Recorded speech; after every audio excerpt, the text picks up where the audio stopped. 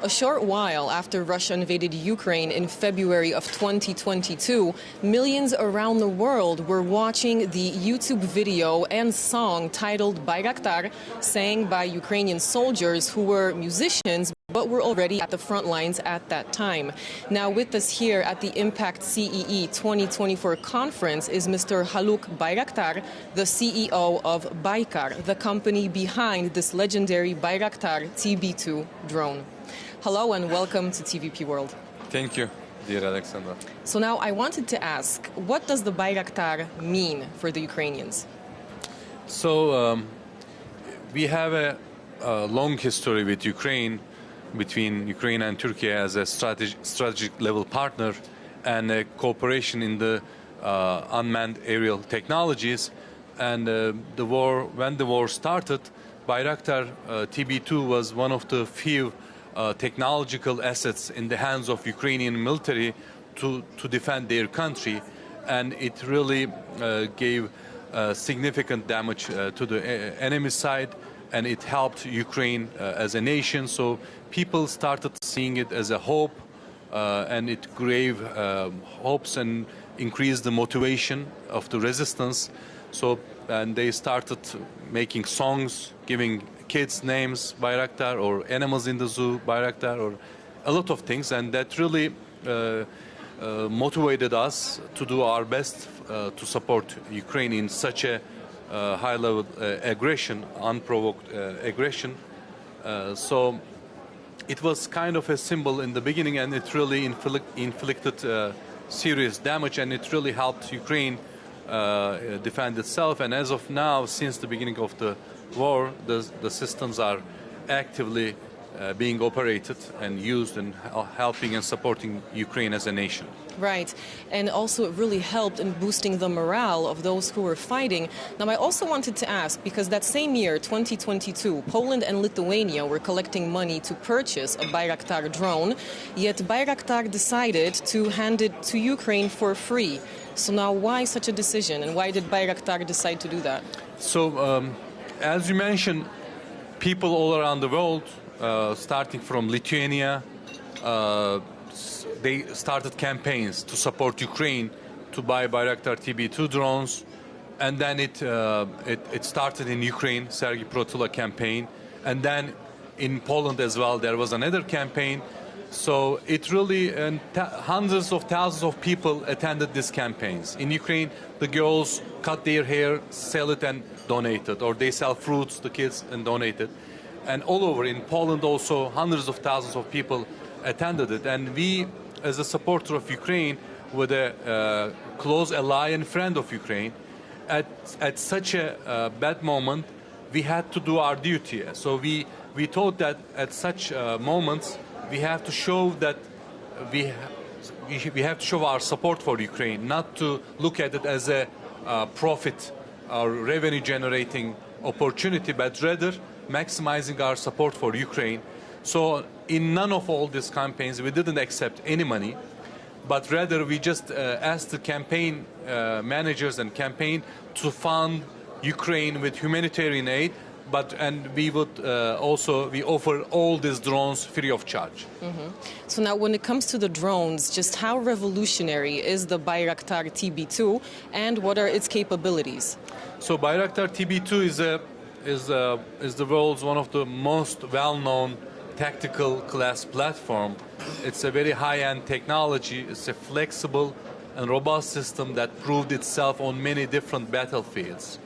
And we work with Poland as well, and we work with 34 different countries, starting from Turkey, and in all over the zones, in different geographic conditions. It really supported countries to support their sovereignty, to protect their borders, to support them from disengaging the country with terroristic threats. So it's a very high-end system, and it's the most well-known. It has accumulated hundreds of thousands of flight hours already.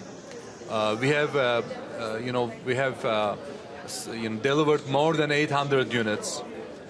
So that made it, a very popular item in this technology. And as you see in the world, the war is evolving, and the drones they became the critical elements of operations. Without them, you cannot imagine even.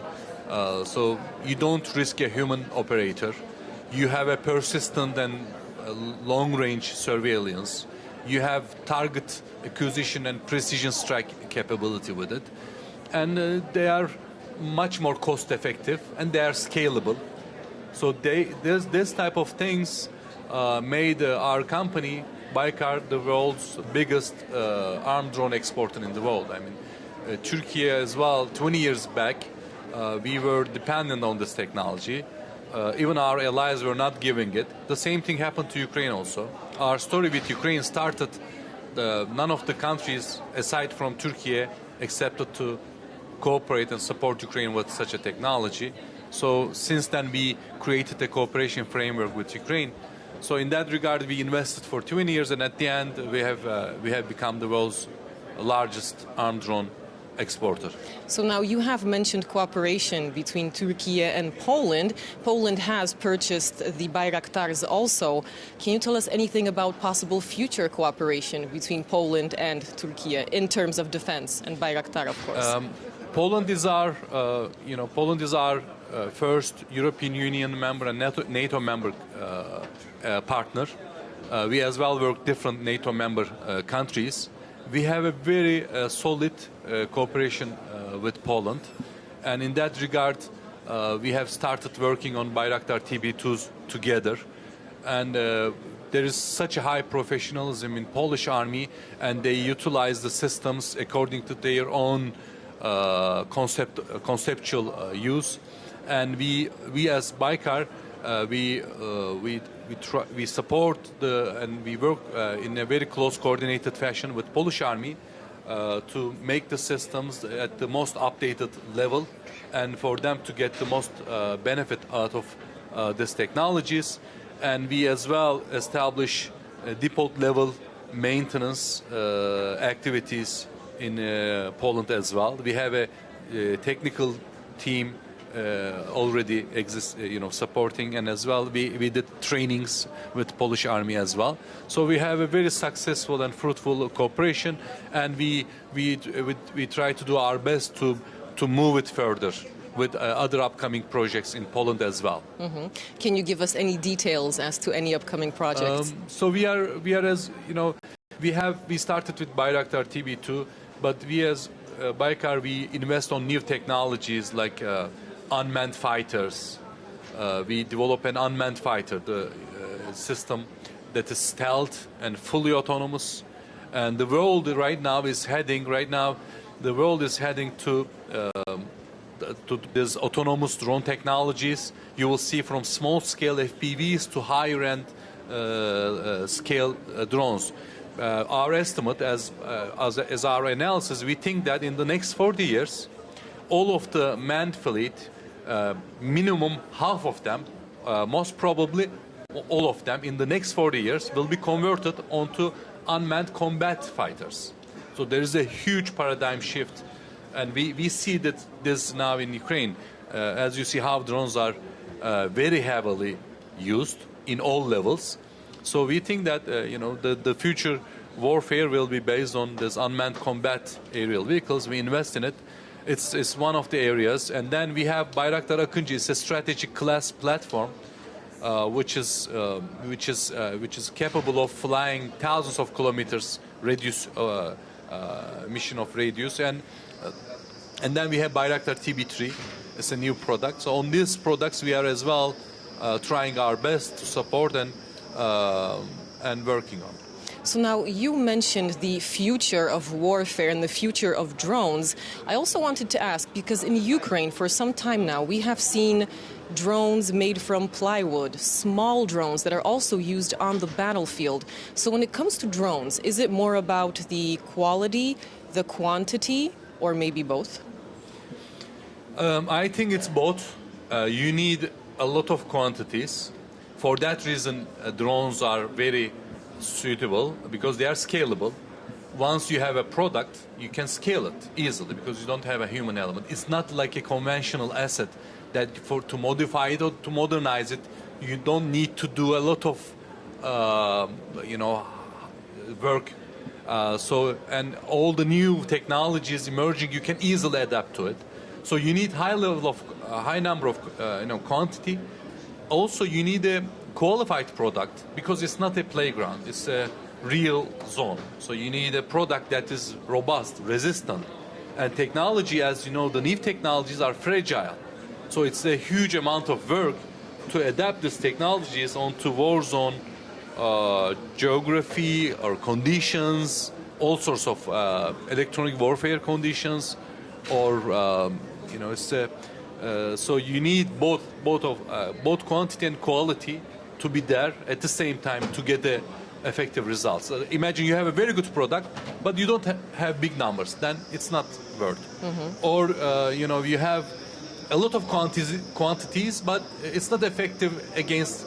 It cannot fly in an electronic warfare zone. Then it's also not effective. So you need both of them. So now, what about, you also said that if we look forward into the future, we're going to see more and more of the UAVs on the battlefield. Now let's try and fast forward, for example, 100 years into the future. Do you think we would see a battlefield only with this type of equipment? And can we say, like, the tank will become obsolete? I think, I am a CEO of a company who is focusing on fully autonomous technologies, AI technologies. And we never imagine anything, we never imagine to develop anything that is fully man in the loop. So we are trying to create systems that are autonomous, that are clever enough to operate and have an autonomy level with an increasing trend. So I think in the next 100 years, I have no doubt that all of these assets, especially the military assets, will be fully autonomous, and we see that revolution already. Now it's maybe most of the time we see it air-to-ground type of attacks or surveillance, precision engagement, but then now it started air-to-air engagements started as well. And this technology is developing very rapidly, so human element in the platform becomes a limiting factor when you compare it with a computer. So I think in the next 100 years, for sure, the critical infrastructure, critical platforms, and in high numbers will be fully autonomous. And it's a revolution, and whoever starts this race in the early steps will be the winners in the future. What about, so now you mentioned the word revolution, which brings me to my next question. What about drones and the revolution of artificial intelligence that we're seeing? So drones and AI, is this a chance, an opportunity, or maybe a danger, those two together? I think it's the same with every newly emerging technology. It depends on how you use the technology. In every tool, you can use it for bad purpose or for good purpose. You can use the drone to support your country, to support your borders, to eliminate terrorism, to support an unprovoked aggression. Or you can use the same drone to attack civilians as well. It's the user that so. And of course, we are developers of this technology, and it's critical for us for them to be used in an ethical manner. But I would say it's the same question and problem with every military asset. Drones have high level of you can see that you can do long range surveillance, long hours flight. You see everything very clearly, and not only you, all of the elements in the command and control system sees it. So it's a proof. If you do something, if you do a mistake there, everyone sees that mistake. This is not the same with the other military assets. Imagine you have an artillery shell. You fire it, but you don't know, it's not very precise. You can hit 100 meters left, 100 meters right? Mm-hmm. You can hit a civilian target. It's not this way with the drones. With the drones, you have a very clear vision. Everyone is seeing it. If anyone makes a mistake, anyone who is doing a mistake is afraid of doing that mistake because it's evidence is there already. Right. So it's the person behind this machinery who ultimately, in the end. But of course, the ultimate governance decides how to use it, and it's very important as well for our company, and for that reason we started our cooperation with Ukraine, and we support Ukraine to defend itself with this thing, because it's defending itself. It's not right, of course, and fighting off the Russian illegal invasion. Yes. So when it comes to cooperation with Ukraine, I know that Baykar is building a factory on the outskirts of Kyiv. Aren't security issues something that you are worried about, given the current war in the country? We have a team in Ukraine, we have a company in Ukraine, and we have a very close cooperation. So we, not only in the field of UAVs, but as well, we are working with Ukrainian companies on the engine technologies as well. So we created a very cooperative and a win-win strategy with Ukraine. And our investment started before the war. The decision was given before the war. And even G2G agreements were done before the war. So the war started, but it didn't stop us from our mutual decision to delay it, or we just move on with it. So we started our building our factory in Ukraine, and we expect to finalize it, finish the factory within a year framework. It's moving ahead without any delay. But of course, then the question of starting the operations, manufacturing there would cause, of course, there are risks. I mean, all Ukraine nation is under threat and risk. So our factory will not be aside from it. So it's a broader problem, I think. But we are fulfilling our best to not to delay and finalize this factory, and hope to make it functional afterwards. So now I have another question, because we're talking about drones and AI, and it looks like Baykar is, well, let's say, pushing the limits, right, and trying to develop something new and new. What about the Kilizelma? What is this, and is this another milestone when it comes to these UAVs? Right. So Kızıl Elma, I am wearing the polar of that drone. It's an unmanned combat fighter. Kızıl Elma means red apple in Turkish. It means, in Turkish tradition, it's a target that you will never ever be able to accomplish. So it's our target. We believe that's the ultimate level of the unmanned combat fighting technology. It's an autonomous flying platform with a turbofan engine. It will be stealth. There will be supersonic version and subsonic version, which is capable of landing on the ships autonomously. It will be equipped with electro-optical targeting pods, active array scanning array radars, and different indoor stealthy weapons, air-to-air engagements. So we believe that's the future of military aviation. As I have mentioned, right now all over the world, there are 10,000 manned fighter jets. We estimate that minimum half of them will be replaced by more numbers with unmanned combat aerial vehicles. So we invest in this now with our own resources to develop this Kızıl Elma. We have already developed the prototypes. We have flying it. We have flown it in the Teknofest. Teknofest is the world's biggest aerospace and technology festival held in Turkey. It's an international festival. We fly it over millions of people. Everyone has seen it. It really mobilizes and motivates the nation as well. And it's a dream for us. And we believe we are just getting ready for the competitions of the future, because we have no doubt that that's the future for the military aviation. So very interesting times are ahead of us. Mr. Haluk Bayraktar, thank you very much for speaking to us here on TVP World. Thank you.